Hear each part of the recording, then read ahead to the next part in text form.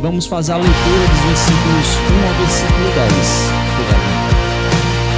Efésios capítulo 4, fazer a leitura dos versículos 1 até o versículo 10. E você for achando, vamos continuar.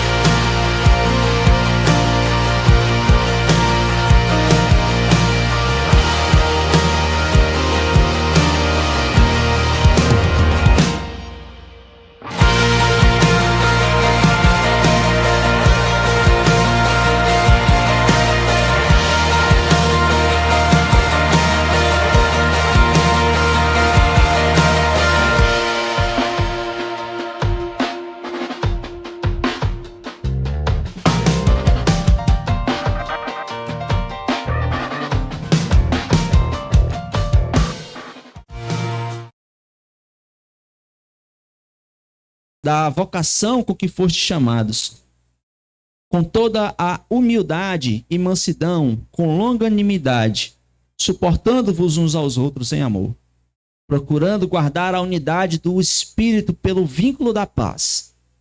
Há um só corpo e um só Espírito, como também fostes chamados em uma só esperança da vossa vocação. Um só Senhor, uma só fé, um só batismo, um só Deus e Pai de todos, o qual é sobre todos e por todos e em todos vós.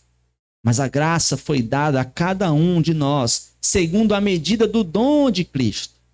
Por isso diz, subindo ao alto, levou cativos o cativeiro, e deu dons aos homens. Ora isto, ele subiu, que é? Senão que também antes tinha descido às partes mais baixas da terra. Aquele que desceu é também o mesmo que subiu acima de todos os céus, para cumprir todas as coisas. Vamos orar. Pai, obrigado, Senhor, pela leitura pública da Tua palavra. Senhor, nesse momento nós queremos pedir que o Senhor chame, ó Deus, a nossa atenção para a Tua palavra. Chame a nossa atenção, ó Deus, para aquilo que o Senhor quer falar aos nossos corações.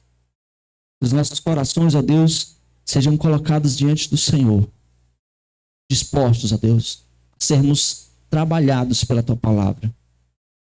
Que o Senhor tire de nós tudo aquilo que tenta roubar nossa atenção, para que o Senhor seja exaltado através da transformação pela palavra. Pedimos a Tua bênção e a Tua graça, em nome de Cristo Jesus. Amém. Amém, meus irmãos, pode sentar? Vamos expor esse texto. Bom, como já foi dito, né, e foi postado nos grupos, o tema da mensagem de hoje, é mantendo a unidade na diversidade da igreja local. E é justamente esse é o assunto principal, o tema que o texto que nós lemos vai tratar. E quando uma pessoa se junta a uma determinada organização, ele se obriga a viver e a agir em conformidades com a norma do grupo ao qual ele está se juntando. Ele aceita suas metas, seus objetivos e os seus padrões como se fosse o dele próprio. Por exemplo, um cidadão, ele assume responsabilidades perante a cidade com a qual ele está se unindo. Ele tem que respeitar as leis daquela cidade, as normas daquela cidade. Um funcionário, por exemplo, quando é admitido numa empresa, ele tem que chamar para si as suas metas. As metas da empresa têm que ser as metas do funcionário. O funcionário vai ter um determinado tipo de comportamento, ele tem que ter um determinado tipo de roupa. Se você for se associar a algum clube, né, ou então se você quiser se associar a alguma equipe atlética de algum esporte, por exemplo, você vai ter que se adequar às normas daquela instituição, às normas daquele ambiente. Por quê? Porque a nossa sociedade não pode viver sem essas normas, né? Aonde você vai se unir, aquilo com que você vai se associar, você vai ter que se adequar às normas de onde você está se associando. E nós temos um desejo natural de ser aceitos e de perceber e de pertencer. E muitas pessoas vão a quase quaisquer limites para se qualificar para aceitação em qualquer organização. se você quer fazer parte de alguma associação, se você quer fazer parte de algum grupo, muitas pessoas fazem praticamente tudo para isso. E na igreja local, infelizmente, isso não é realidade. Na igreja local, essa dedicação, essa lealdade às normas, às diretrizes, à regra de como tem que ser vivida, por exemplo, esse medo de ser rejeitado não tem tanta força em nossas vidas. Nós não nos preocupamos tanto em nos adequar às normas da igreja, a como viver a igreja tem que ser. Muitos cristãos têm têm tranquilidade em ter as bênçãos do Senhor, ter a segurança do Evangelho, ter as promessas do Evangelho, ter todas as honras, todos os privilégios, mas, infelizmente, ele não quer obedecer às normas. Ele não quer se submeter à palavra de Deus, ele não quer se submeter à vida de igreja. E nos 3 primeiros capítulos de Efésios, Paulo estabeleceu a plenitude da nova vida em Cristo recebida. Nesses 3 primeiros capítulos de Efésios, Paulo estabeleceu isso. Estabeleceu que cada cristão tem a plenitude da nova vida em Cristo. E essa vida foi plenamente recebida, com todas as bênçãos, honras e privilégios de ser um filho de Deus. E agora, nos próximos 3 capítulos, capítulos 4, 5 e 6, ele vai então dar agora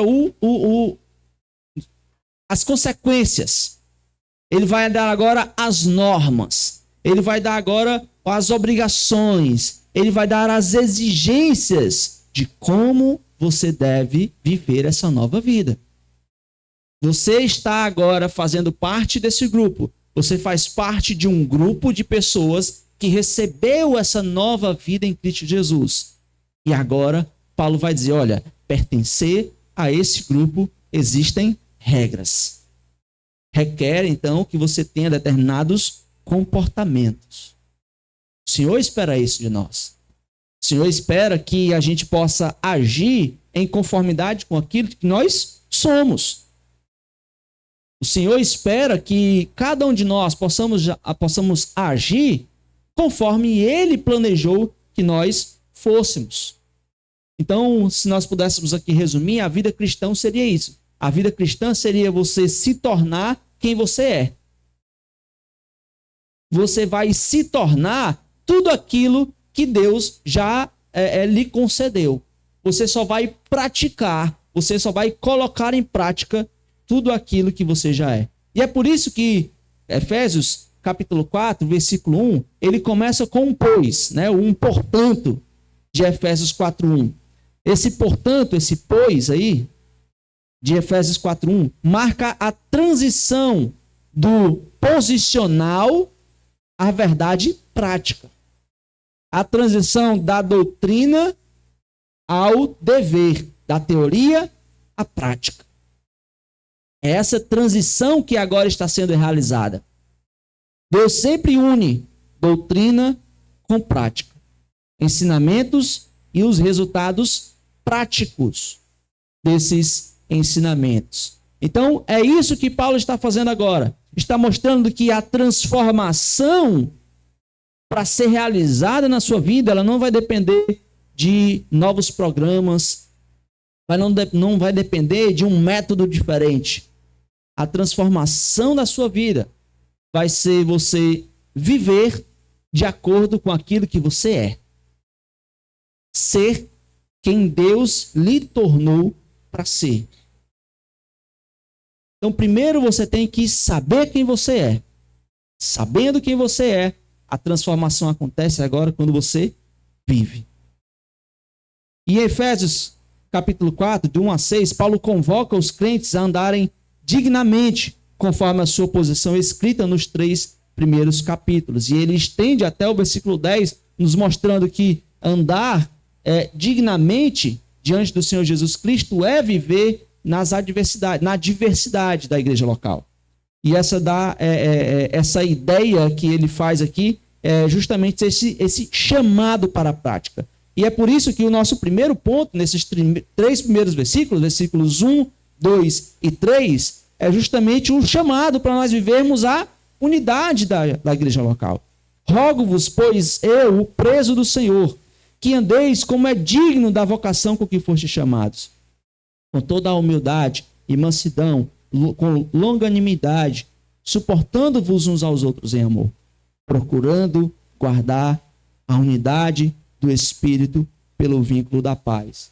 Então, nesses 3 primeiros versículos está o chamado para que cada um de nós possamos viver essa unidade. Eu coloquei assim no slide. Deus realizou uma unidade maravilhosa, que os crentes têm a responsabilidade de manter na sua experiência. Que os crentes têm a responsabilidade de manter na convivência. Paulo, após apresentar a plenitude da nova vida em Cristo recebida, Paulo vai agora mostrar como isso se torna real na prática. Ele traz agora exortações para esses irmãos. Ele traz agora partes práticas. Já mostrando que aquilo que nós somos depende muito para nós poder basearmos as nossas ações. E ele já começa nesses 3 primeiros versículos, Paulo começa nos mostrando que todos nós temos um dever. Todos nós temos um dever que é manter a unidade, né? O dever da unidade. Rogo-vos, pois eu, o preso do Senhor. Ao mencionar a sua prisão, ele lembra aos seus leitores que ele sabe que a caminhada cristã digna pode custar caro. E ele pagou um custo considerável por causa de sua obediência ao Senhor.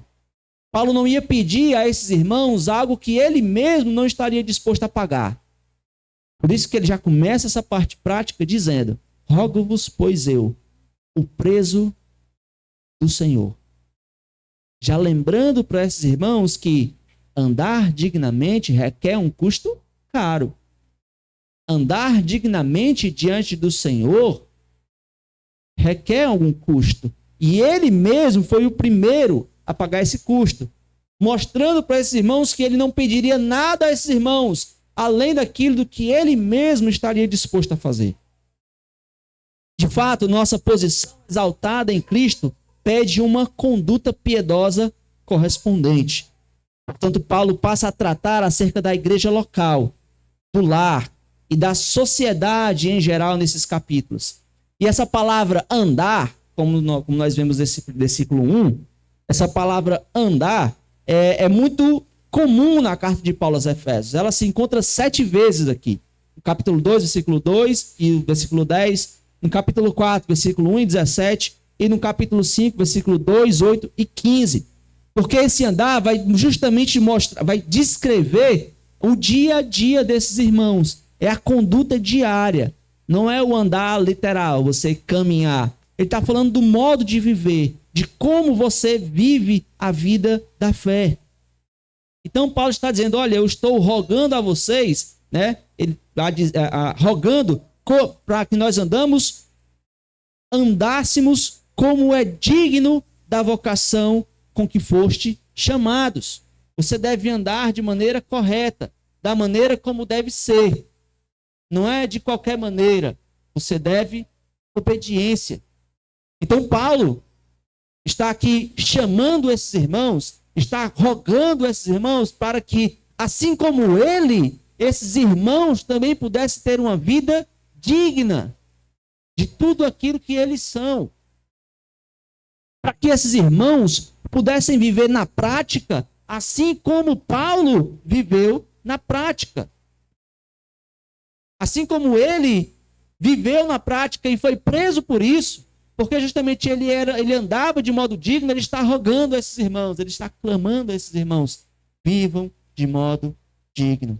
Dignamente, esse advérbio aí era usado como aquilo que equilibrava os 2 pratos da balança. Era algo equivalente. Eram os pesos que você colocava para deixar os pratos da balança com o mesmo peso, né?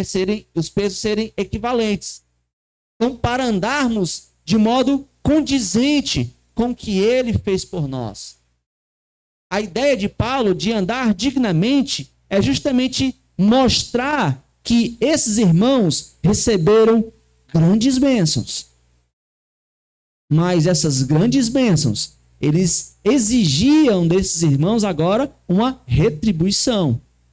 Exigia desses irmãos agora uma ação para que eles pudessem, de uma forma bem literal, igualar, né, a balança, de acordo com aquilo que Deus fez, que nós também pudéssemos tomar alguma atitude.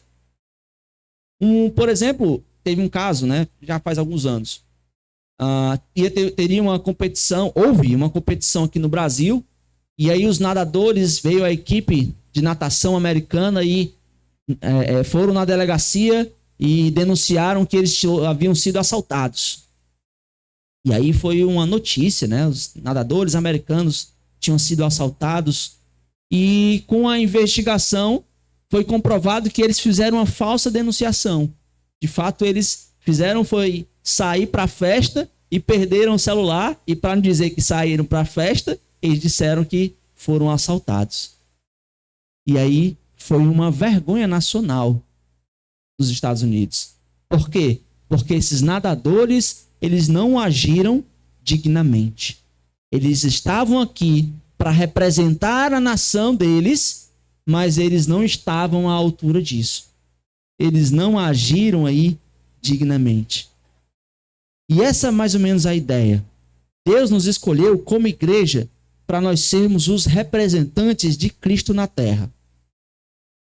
Isso foi o que Paulo nos mostrou isso nesses 3 capítulos. E à luz dessa verdade, nós somos desafiados a ter vidas dignas ao chamado que nós recebemos. Andem dignamente. Vivam dignamente. E aí é bom nós fazermos algumas reflexões. Será que as pessoas podem ver Cristo no nosso meio? Será que nós, como igreja, temos sido, de fato, os representantes de Cristo aqui no nosso bairro? Será que, de fato, nós temos sido embaixadores de Cristo Jesus nos nossos lares, por exemplo? Porque nós fomos chamados para isso.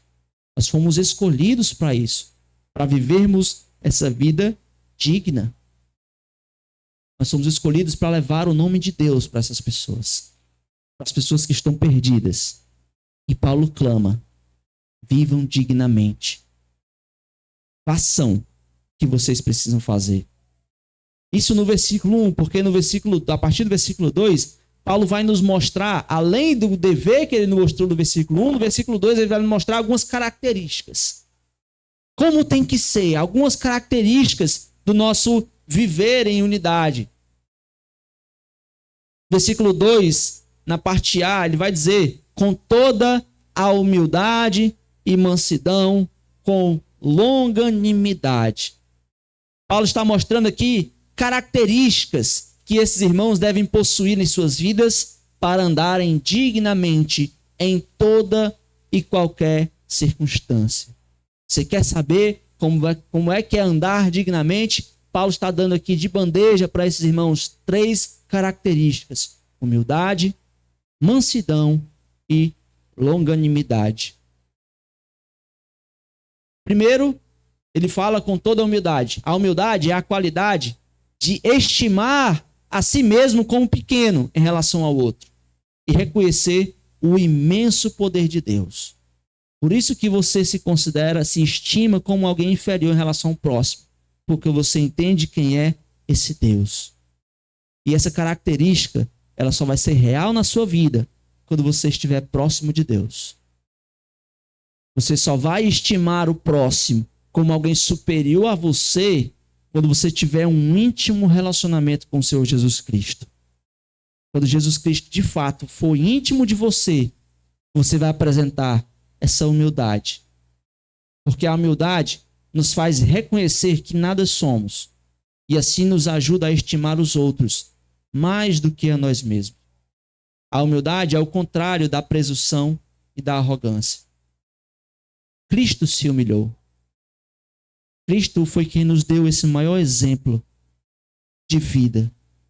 Cristo foi um exemplo desse novo modo de viver. Cristo se humilhou, nos mostrando uma nova forma de enxergar o mundo. Como? Humildade. Amados, não se ache melhor do que algum outro irmão. Quando você se acha superior, quando você pensa que as suas ideias, que as suas interpretações, que a sua teologia são melhores do que as dos outros, o que acontece de fato é que você está ignorando o irmão. Você está ficando indiferente. Você está levantando o seu nariz. Está considerando o próximo como inferior. Alguém que não é digno da sua atenção. Alguém que não é digno das suas palavras. Amados, essa primeira característica de uma igreja de Cristo é a humildade. É o reconhecimento da dignidade e do valor de cada pessoa. É cada um se fazer servo. A humildade é que nos une. A humildade é o que deve ser a liga entre nós. O que mantém a união no casamento? A humildade. O que mantém a unidade na igreja? A humildade. A unidade, ela depende muito dessa humildade. Quando eu não sou humilde, eu não peço perdão. Quando eu não sou humilde, eu me torno presunçoso. Quando eu não sou humilde, eu não reconheço os meus erros diante dos outros. Por isso é que a primeira característica que Paulo coloca para nós vivermos dignamente, andarmos dignamente diante do Senhor, Paulo diz: humildade. Seja humilde. A segunda característica para andar dignamente que ele coloca é a mansidão. Né? Versículo 2 ainda. E mansidão. A mansidão, ou gentileza, né, se demonstra em uma atitude de submissão diante das injúrias e das ofensas, livre de qualquer malícia ou livre de qualquer vingança. Aqui, a mansidão é você aceitar tudo que Deus faz na sua vida. É você, de fato, você entender que Deus está conduzindo todas as atitudes, tudo aquilo que acontece na sua vida, e você aceita sem se rebelar a Deus. Você entende que é Deus que está fazendo essas coisas e você não tem uma atitude de revanchismo, você não tem com a crueldade, com a ira. É você entender, é Deus quem está agindo, é Deus quem está fazendo. É Deus que está colocando todas essas situações na minha vida. A mansidão é a característica daquele que diz: eu sou manso e humilde de coração. Ele é manso. Mansidão, amados, não é fraqueza. Mansidão é a suavidade dos fortes, cuja sua força está sob controle. Alguém que não se controla não é forte. Você não é dominado por Deus porque se acha no direito de se defender. Você não é controlado por Deus porque você se acha merecedor. Porque você quer se impor sobre o outro. Quando você se sente ameaçado ou quando você se sente agredido. Amados, o que nosso Senhor nos ensinou é que quando alguém age com o mal para nós, nós devemos reagir com o bem. Foi assim que Deus nos ensinou. Mas nós tentamos fazer diferente. Nós retribuímos o mal com o mal maior. Mas não é isso que Deus nos ensina. A mansidão não é isso. Essa segunda característica de alguém que vive dignamente diante do Senhor, conforme o seu chamado, é justamente essa mansidão. É você retribuir o mal com o bem. É você, de fato, ser dominado por Deus e não pelos seus impulsos. E não por aquilo que você deseja naquele momento. Aquilo que você pensa naquele momento. A mansidão é você, de fato, como eu coloquei, controlar. Você ter a capacidade de fazer. Mas você se controlar, entender. É Deus agindo aqui. E a terceira característica que ele coloca com longanimidade. Longanimidade é a capacidade de resistir de forma equilibrada e um espírito paciente sobre provocações ou provações prolongadas. E aí um exemplo bem prático para a gente entender o que é longanimidade. Imagina aqueles filhotezinhos de cachorro bem miudinho. E aí tá do lado de um cachorrão grande. E aí o cachorrinho pequeno fica latindo, fica mordendo, fica implicando com o cachorro grande direto. E como é que o cachorro grande fica? Parado. Nem reage. Isso é longanimidade. Essa atitude do cachorro maior é justamente longanimidade. O cachorro pequeno latindo e o cachorro grande tolerando.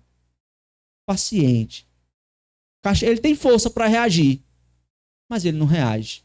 Porque ele sabe que o outro cachorrinho é o cachorrinho pequeno. Então, uma possível, uma outra explicação para a longanimidade é justamente você ser paciente em frente ao pecado de outra pessoa para com você. É você ser tardio para punir o pecado. É você ser, de fato, longânimo, você esperar. A humildade implica na ideia de simplicidade. A mansidão significa gentileza. E a longanimidade é a conservação de uma atitude tranquila diante da adversidade e diante da perseguição. Então, essas três características é que nós andamos como igreja dignamente diante do Senhor. Difícil? Muito difícil. Mas mais difícil é ter Cristo ter essas três características em relação a você. Difícil é Cristo manter isso em relação a você. Você olha, Cristo faz isso comigo. Não é fácil. Portanto, eu tenho que fazer com meu irmão. Humildade, mansidão e longanimidade. Você tem a capacidade de retribuir à altura. Você tem um poder de retribuir à altura. Mas você se controla. Você retribui o mal com o bem. Ao formar a igreja, Deus eliminou a maior divisão que já existiu. Em Cristo, as distinções foram abolidas. Porém, como seria sua vida diária juntos? Como seria a vida diária dessas pessoas? Restaria ainda algo da velha antipatia? E para evitar qualquer divisão ou animosidade, Paulo roga agora por união entre esses irmãos. E é isso que ele faz, né? Ele vai nos mostrar agora, além dessas três características que ele já mostrou, ele vai nos mostrar a parte B do versículo 2 e o versículo 3, como nós devemos andar em unidade. Deixa mais claro ainda do que a gente poderia imaginar. Suportando-vos uns aos outros em amor e procurando guardar a unidade do Espírito pelo vínculo da paz. Suportando-vos uns aos outros, aqui suportando-vos em amor, aqui não significa dar o suporte para outra pessoa. Não é essa a ideia aqui. A ideia aqui significa de fato tolerar. É você suportar mesmo. É você carregar. Então, de fato, aqui é você suportar os outros no sentido de viver em paz. Suportando-vos uns aos outros, aqui é perdoando as falhas dos irmãos. Perdoando quando o irmão lhe ofende, você tem que tolerar esse irmão. Oh, Senhor, tem que aguentar ele, Senhor. Tem, meu filho. Perdoe. É essa a ideia. De você, de fato, perdoar as ofensas, perdoar aquilo que o irmão lhe ofendeu, aquilo que o irmão fez que você se magoou. A fraqueza, o irmão é fraco e eu fico, rapaz, sempre o mesmo pecado, Senhor. De novo esse pecado, Senhor. E aí, olha, suportem uns aos outros. Deem realmente esse suporte, não somente de carregar, mas também de tolerar. Porque o comum, quando alguém nos tira do sério, ou causa problemas conosco, é tirarmos essa pessoa do nosso radar. Mas a ideia aqui é oposta a esta reação natural. Ele reforça a ideia de que é fundamental manter a unidade da fé, mesmo com aqueles irmãos e irmãs que nem sempre agem da forma como nós gostaríamos. Essa é a ideia de Paulo aqui. Rapaz, o irmão me magoou, o que é que eu faço? Deixa ele no lugar dele, que eu vou para o meu lugar. Essa não é a ideia. A ideia diz, olha, andar dignamente não é isso, não é você fazer isso, não é agir dessa forma. É você tolerar mesmo. Pastor, mas ele fez uma coisa que eu não gostei. Tolere. Ah, pastor, mas se eu tolerar agora, ele vai fazer de novo. Tolere de novo. Essa é a mensagem de Deus. Suportando-vos uns aos outros. É assim que nós vivemos dignamente. Conforme tudo que Deus fez por nós, nos capítulos 1 até o versículo 3. Então é necessário que você tolere os seus irmãos. É necessário que você suporte os seus irmãos em amor. Não é manter a fachada de boa educação, enquanto você por dentro ferve o rancor, com raiva. Mantém a fachada, mas por dentro, se eu te pego. Se eu não fosse crente. Não é essa. Paulo diz, suportando-vos em amor. Trata-se de um amor positivo em relação àqueles que nos irritam, aqueles que nos perturbam, em relação àqueles que nos envergonham. Essa é a ideia. O amor ágape, o amor de Deus, o amor que Deus deixou para nós, sacrificial, o amor sincero. Foi esse amor que levou Cristo à cruz. Foi esse amor que levou Cristo a se humilhar e a se entregar por mim e por você. E é esse amor que deve fazer você perdoar todo e qualquer irmão. Não importa o que aconteça. Esse amor, o amor que Deus mostrou por você, deve impelir você a perdoar esse irmão, a suportar esse irmão em amor. E ele coloca uns aos outros, né? Nos passa a ideia de uma família, na realidade a família da fé. Devo suportar meu irmão e deve ser recíproco. E deve haver entre ambas as partes. Não é de uma pessoa, é de todas as pessoas. Quando não há reciprocidade, nós temos uma igreja doente. Amados, isso deve ser o normal na nossa igreja. Isso não deve ser algo extraordinário. O quê? Fulano fez isso? Não. Se suportar uns aos outros for uma novidade no nosso meio, isso só mostra o quão doente nós somos, o quão fraco nós somos em igreja, o quão fraco nós somos como cristãos, o quão indignamente nós andamos diante do Senhor. Esse texto de Efésios capítulo 4 deve ser uma espada apontada para o seu pescoço, obrigando você a perdoar o seu irmão. Essa é a ideia desse texto. Uma arma na sua cabeça dizendo, suporte seu irmão. É sua obrigação. Você tem que fazer. É o seu papel. E ele continua, a segunda característica, procurando guardar a unidade do Espírito. A segunda maneira como nós vivemos em unidade. Isso significa viver em paz uns com os outros. A reação comum quando aparecem diferenças entre os crentes é se afastar e formar outro grupo. A reação de quem entende quem é se resume assim: no essencial, unidade; nas dúvidas, liberdade; mas em todas as outras coisas, misericórdia, piedade, amor. Existe a possibilidade de desunião entre nosso meio, amado. Quando se reúne a ruma de gente diferente, quando se reúne muitas pessoas com pensamentos opostos, com posicionamentos políticos opostos, com ideias opostas, com contextos opostos, isso aqui é um barril de pólvora, prestes a explodir, meu irmão. Então a desunião é o óbvio, a desunião é o esperado. Mas o que Paulo diz aqui, procurando guardar a unidade do Espírito, é que nós devemos nos empenhar a manter essa unidade. Que nós possamos, com todas as nossas forças, não deixar com que esse barril exploda. Não deixar que haja desunião no nosso meio. É o esperado. mas a nossa responsabilidade é não deixar com que isso aconteça. Se empenhar diligentemente nisso. Existe em qualquer um de nós o potencial carnal suficiente para destruir qualquer igreja local. Em todos nós aqui. Não pense que você está isento disso, não. Você, sim, existe em você a capacidade de destruir qualquer igreja local. Através de quê? Desunião. Não preservar a unidade da igreja local. Por isso, temos de abafar todos os nossos pequenos caprichos e atitudes e trabalhar juntos e em paz para a glória de Deus e para a nossa bênção comum.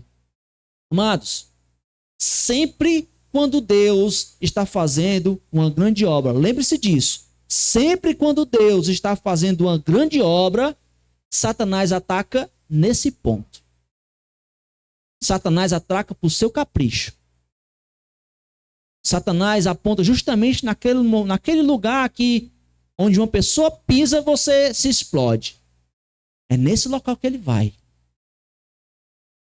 Isso só acontece quando Deus está fazendo uma grande obra. Quando Deus foi tirar o povo de Israel do Egito, uma obra extraordinária. O que foi que aconteceu? Inveja no povo.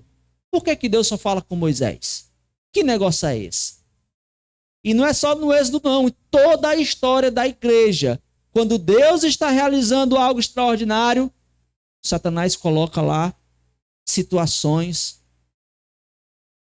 para que aqueles seus caprichos sejam tocados.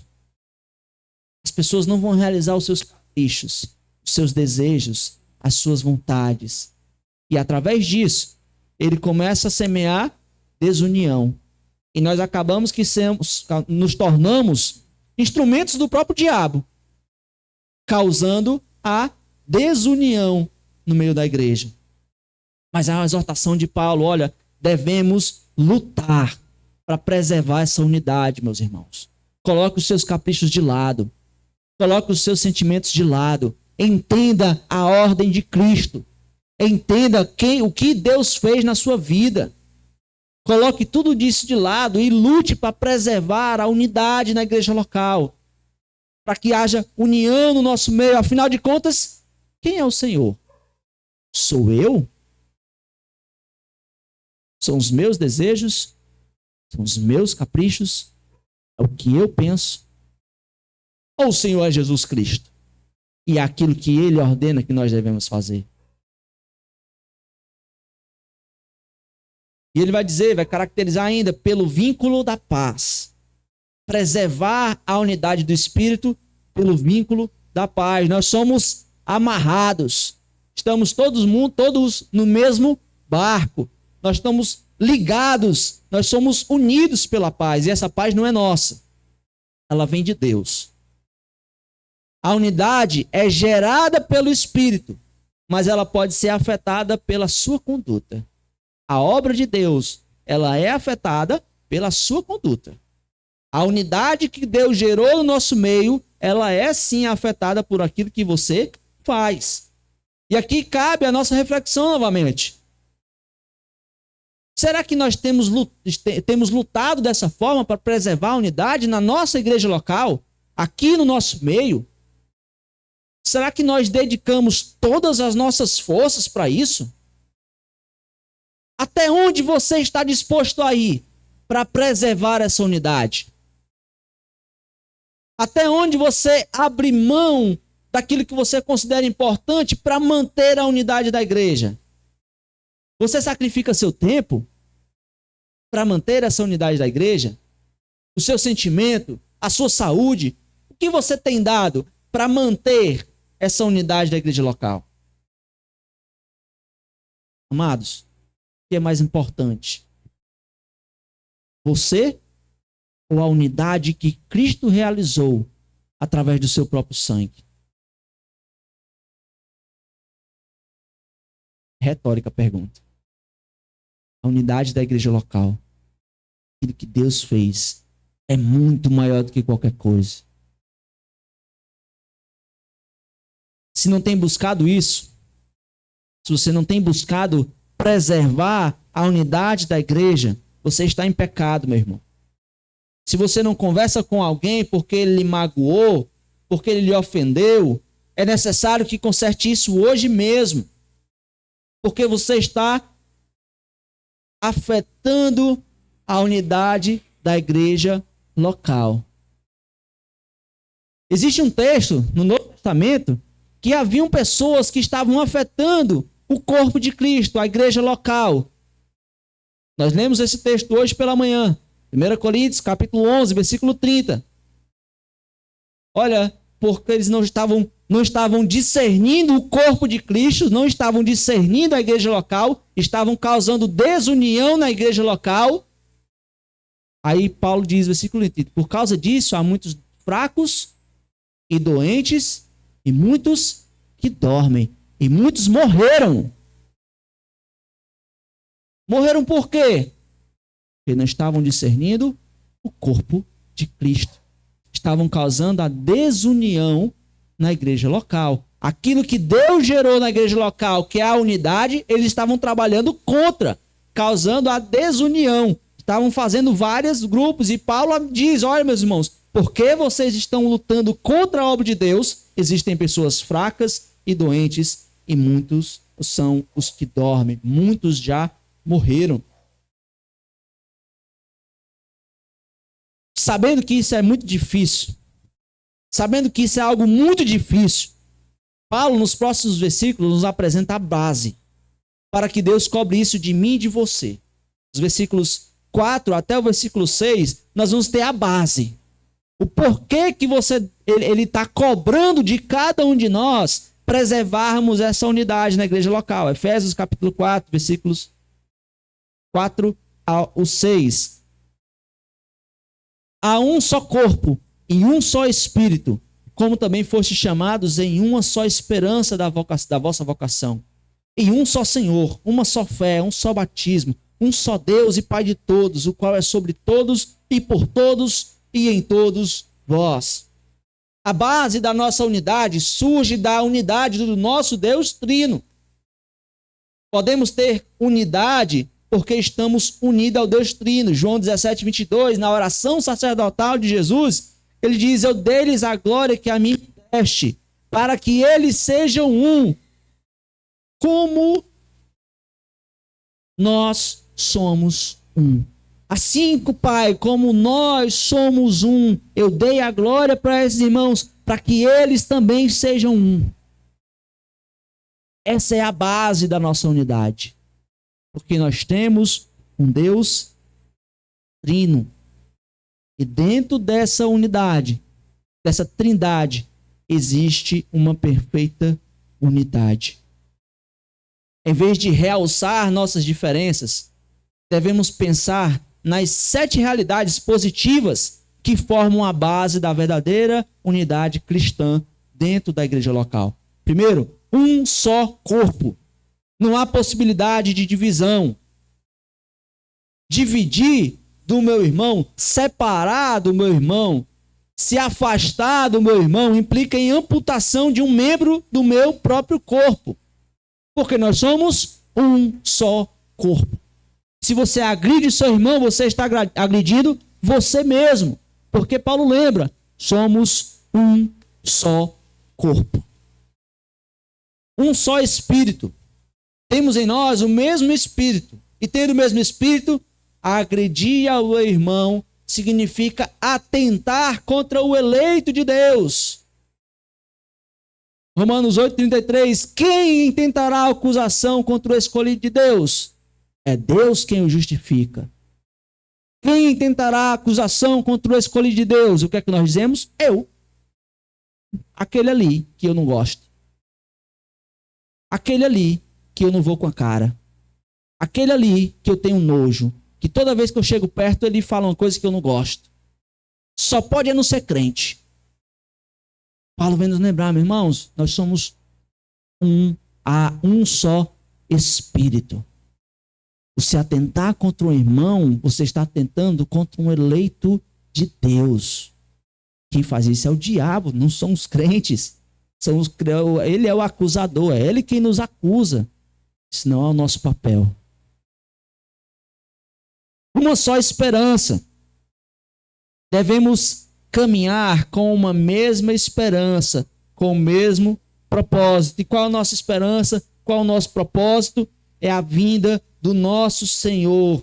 É a redenção de todas as coisas.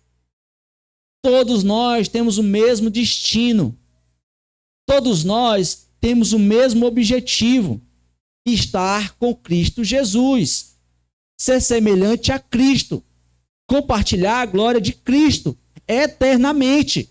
Esse é o nosso propósito. Um só Senhor. Onde existe o mesmo Senhor, todos estão unidos, independente de quem seja. Temos um só Senhor. Se Cristo de fato é o nosso Senhor, se Cristo é o alvo de sua honra e glória, não há espaço para divisões.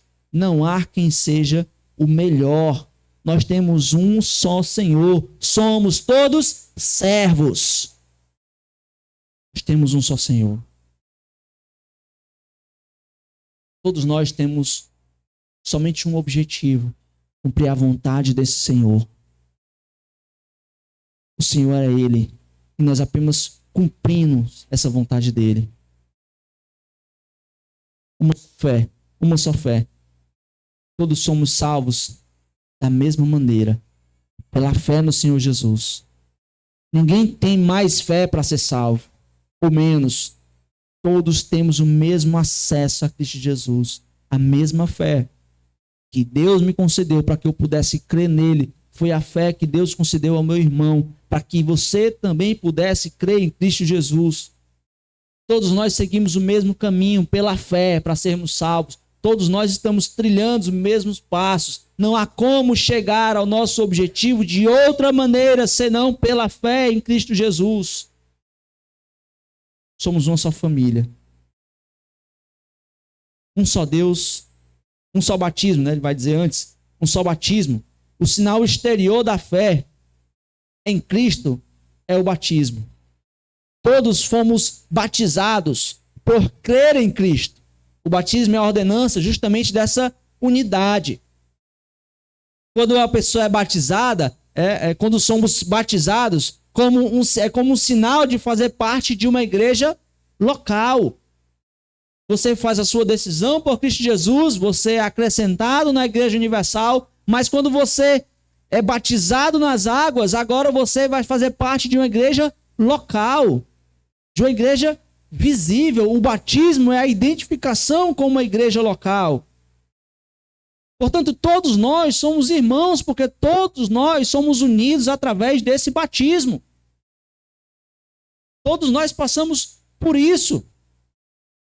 Se você rejeita alguém, se você se separa de alguém, se você de fato excomunga um irmão, você está rejeitando o batismo. Você está dizendo que toda a igreja achou válido aquele batismo, mas todos nós estávamos errados. Quem está certo é você. Você está invalidando esse batismo, mas Paulo vem nos lembrar, todos nós temos um só batismo. Todos nós temos essa unidade. E após falar sobre o batismo, ele vai falar que todos temos um só Deus e Pai de todos. Somos membros da mesma família e temos o mesmo Pai, sendo, portanto, irmãos. Nós adoramos o mesmo Deus e temos o mesmo Pai. Como nós cantamos aqui, somos uma só família. Nós somos a família da fé. Rejeitar o irmão é você estar dividindo a família de Deus. É você estar dividindo a noiva de Cristo. Paulo vem nos lembrar. Um só Deus e Pai de todos, o qual é sobre todos. Essa preposição sobre mostra que Deus está acima de todos. Deus é o soberano. Deus é o que governa sobre todos. Não existe escapatória. Não existe saída. A vontade dele é que é feita sempre. Então, quando você tenta se impor sobre o seu irmão, quando você tenta ser melhor que o seu irmão, quando você se acha superior ao seu irmão, você está querendo se colocar em paridade com Deus. Você está dizendo, eu sou igual a Deus e agora eu vou ser sobre o meu irmão. E Paulo vai dizer, não, é Deus que é sobre todos, é Deus quem julga sobre todos, é o Deus que é o superior a todos. Todos nós somos membros da mesma família, todos nós somos irmãos. E por todos vós e em todos vós. Essa preposição por aponta para o que Deus utiliza. Deus utiliza todos os membros de sua família como instrumentos em suas mãos. Deus usa a todos. Não existe exceção. Se você é membro dessa igreja local, Deus utiliza você. Não existe exceção para isso. Quando você está dividido no corpo, quando você cria uma panelinha, quando você cria um grupo e você quer rejeitar alguém, não deixar com que alguém faça parte daquele grupo, meu irmão, você está se privando de ser abençoado por Deus. Você está rejeitando a bênção de Deus. Porque Deus age através de todos os irmãos. E você está rejeitando aquele que Deus utiliza também para ser bênção na sua vida. Amados, a base da unidade externa é a unidade interna. A base da unidade externa nossa é a unidade interna no coração. Unidade prática é baseada na unidade espiritual. E esta já existe e deve ser manifestada em completa harmonia na igreja local. Nós somos diferentes. Nós temos diferentes dons. São ministérios diferentes. Nós somos de lugares diferentes. Serviços diferentes. Mas a base para a unidade de todos esses diferentes é a unidade que Cristo já realizou. Cabe a nós apenas viver. Essa unidade não é preservada por si só. Você terá que trabalhar para obter essa unidade.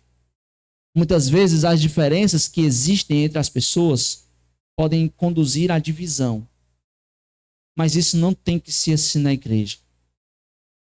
Ao invés de você se concentrar naquilo que está lhe dividindo, aquilo que está lhe levando a se afastar, você tem que se concentrar naquilo que nos une. Você tem que se concentrar naquilo que lhe empurre para ser um só corpo, um só espírito, a mesma esperança, um só Senhor, uma só fé, um só batismo, um só Deus. É nisso que você tem que focar.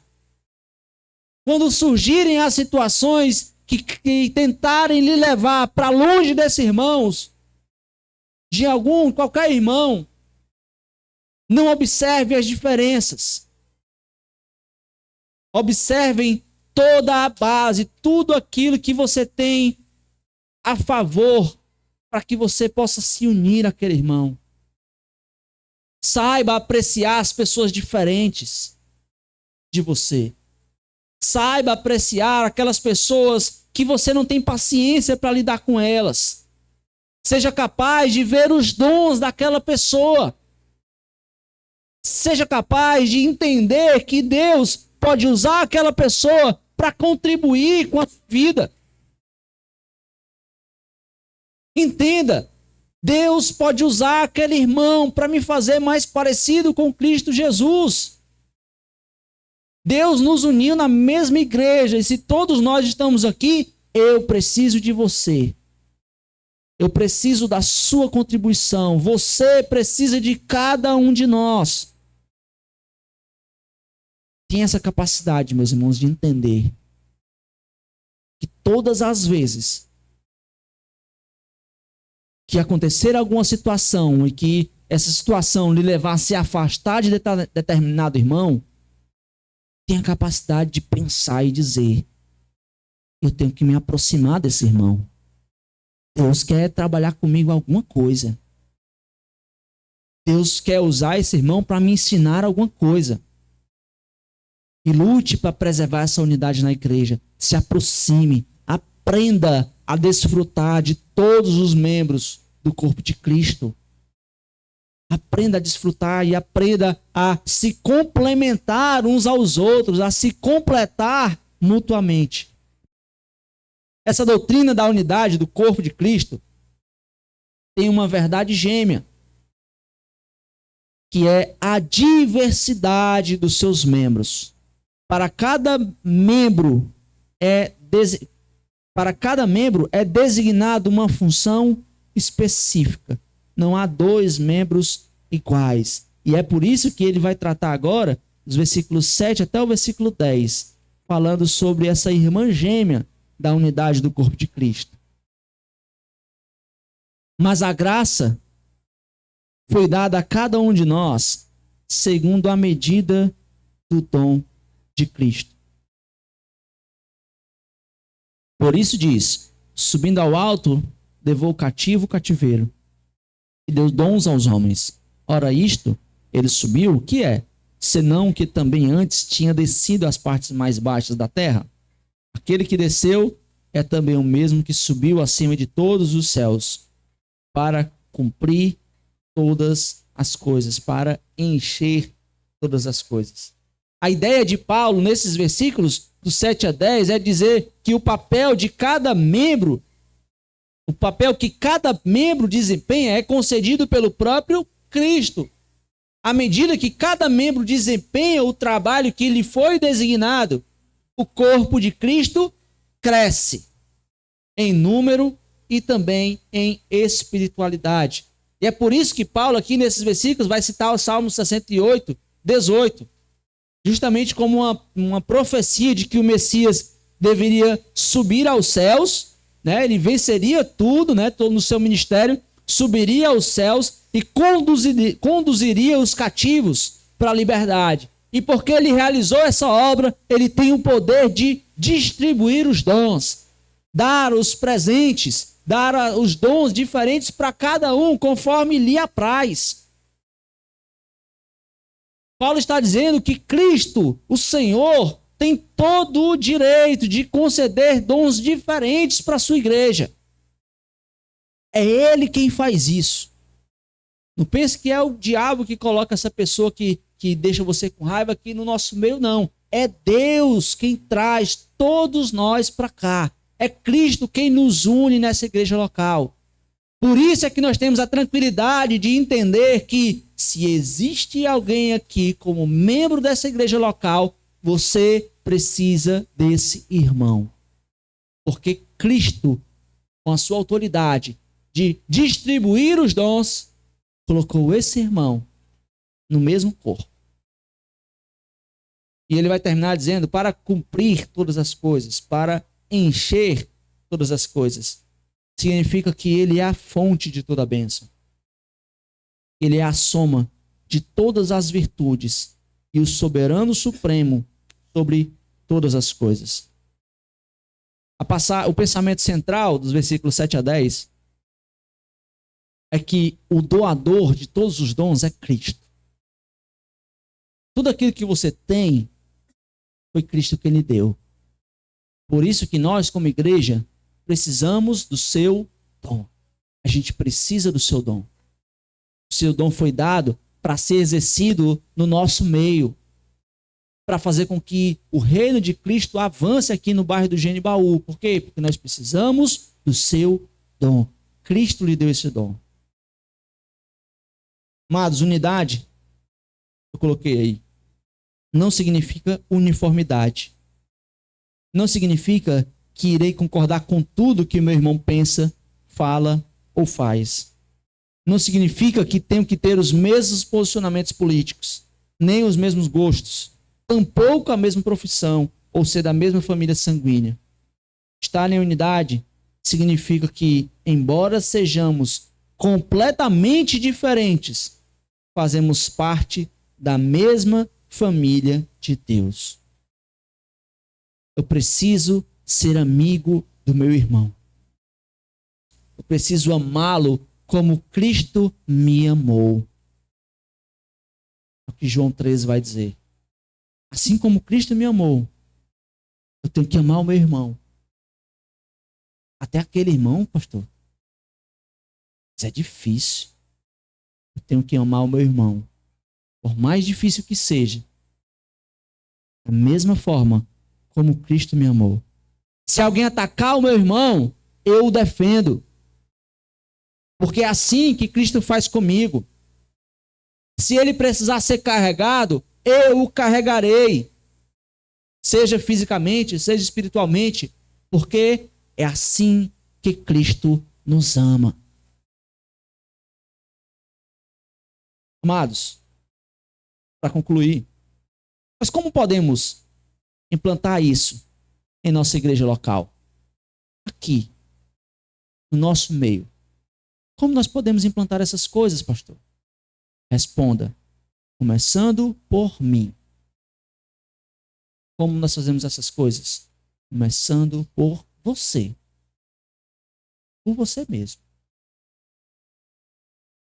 Você que tem o Espírito Santo habitando em você. O fato de as pessoas errarem não te dá a liberdade para errar também. Estás sendo chamado a imitar o Senhor Jesus Cristo. E quando todos abandonaram a Cristo Jesus, ele permaneceu fiel. E quando todos rejeitaram a Cristo Jesus, Cristo os amou até o fim. Cristo nunca deixou de amá-los. Quando amo alguém que não tem nada para me oferecer em troca, é somente então que eu manifesto o caráter de Deus. Quando tenho misericórdia de um irmão que me ofende e que não me retribuirá, pelo contrário, talvez se voltará contra mim. É somente então que eu aprendo o que é ser imitador de Cristo Jesus. Pastor, mas ele vai fazer de novo. Amados, você não é chamado para dar resultado. A igreja não foi chamada para dar resultado. Você não foi chamado para dar resultado. Você foi chamado para ser fiel. A igreja foi chamada para ser fiel a Cristo Jesus. E você será fiel se você tiver o caráter de Cristo. Nós seremos fiéis como igreja se nós manifestarmos o caráter de Cristo. Como? Vivendo uma vida santa, vivendo os valores de Cristo Jesus, sendo pessoas humildes, sendo os irmãos humildes, perdoadores, irmãos que manifestam a misericórdia, irmãos que manifestam a graça de Deus, que vivem uma vida digna da vocação com que foram chamados. Amados, Deus investe naquilo que ainda não deu certo. Deus não buscou os nossos resultados. Deus buscou o nosso coração. O pai do filho pródigo não o recebeu e o acolheu. Quer dizer, o pai do filho pródigo o recebeu e o acolheu, mesmo sem que ele desse resultado algum. Antes dele falar alguma coisa, antes dele falar o arrependimento, o pai o abraçou. O pai o acolheu. O pai o recebeu. Aquele endemoniado gadareno, que era rejeitado por todos, que era rejeitado pelos seus, Cristo o recebeu. Cristo o recebeu e disse, agora vai para os seus, que lhe rejeitaram, e prega o evangelho. Vai para aqueles que lhes rejeitaram e testemunha a transformação que aconteceu na sua vida. Amados, alguém investiu em mim quando eu não dava resultados.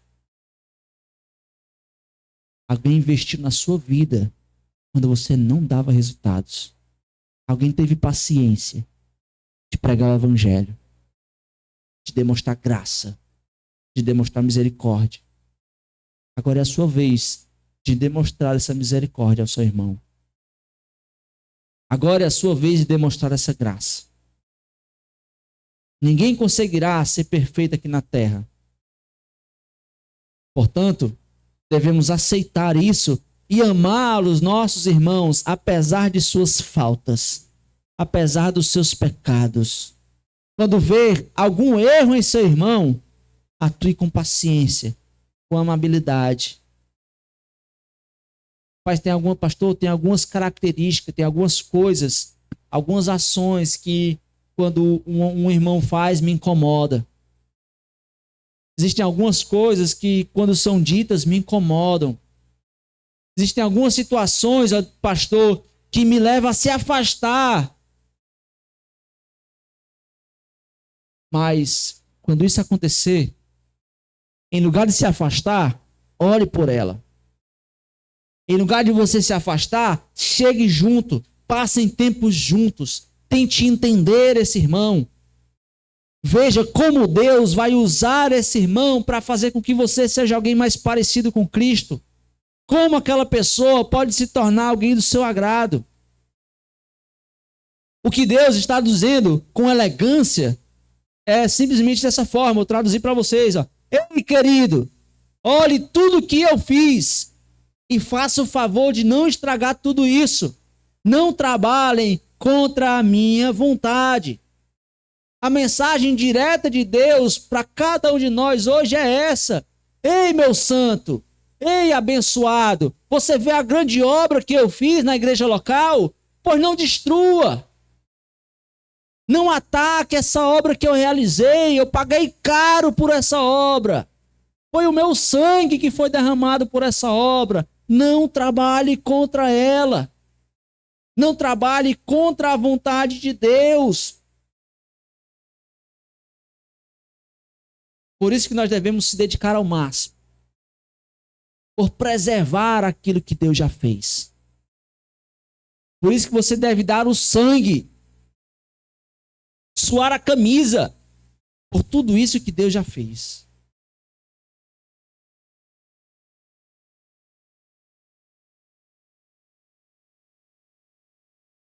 Que Deus está nos dizendo é que todos nós somos iguais. Todos nós temos a mesma posição diante de Deus. Não existe diferença. Não há classes diferentes. Todos nós temos essa mesma posição. Portanto, amados, não saia daqui hoje sem dar um abraço naquele irmão que você não tem paciência. Não saia daqui hoje sem falar com aquele irmão que lhe magoou. Sabe aquele irmão que você não tem paciência? Convide-o para que você tome um café junto essa semana. Seja desafiado a isso. Seja desafiado a demonstrar que você quer preservar essa unidade, que você quer fazer, que você quer caminhar junto com esses irmãos. Se você não fala com algum irmão, converse com ele hoje. Se você tem alguma mágoa, algum desentendimento com algum irmão, peça perdão hoje mesmo. Tome essa iniciativa. Pastor, mas foi ele quem pecou. Peça perdão. Você está quebrando a unidade na igreja. Mesmo sem você ter culpa. Peça perdão. Deus quer te ensinar como esse irmão pode ser uma grande bênção na sua vida. Deus quer nos ensinar que todos nós podemos ser bênção na vida uns dos outros. Vamos fazer da igreja, vamos fazer uma igreja local baseada na unidade em meio da diversidade. Que não seja você o responsável por quebrar essa unidade. Não seja você o responsável em quebrar isso. Viva a plenitude da nova vida que você recebeu de Deus. E essa nova vida recebida começa quando? Quando você confessa a Cristo como Senhor e Salvador da sua vida. Quando você confessou que você era pecador, que você não agradava a Deus, mas que um dia Cristo morreu na cruz, Cristo se fez carne, se humilhou, cobriu toda a sua glória de Deus, revestiu a glória de Deus sobre carne. E então viveu o seu ministério, pagou o preço da sua culpa, do seu pecado. Ressuscitou ao terceiro dia, comprovando assim que Deus aceitou esse sacrifício. E que nos deu essa esperança de que agora Ele está no céu, ao lado do Pai, intercede por nós junto ao Pai. E Ele diz, em João 14, eu virei outra vez, e eu vou vir buscar, e eu vou vos levar. Essa é a nossa esperança. E Cristo virá nos buscar. Essa nova vida começou nesse dia. No dia que você entregou sua vida a Cristo. No dia que você entendeu que não existe saída. Que a única saída é Cristo Jesus. E essa nova vida é manifestada mantendo a unidade em meio à diversidade da igreja local.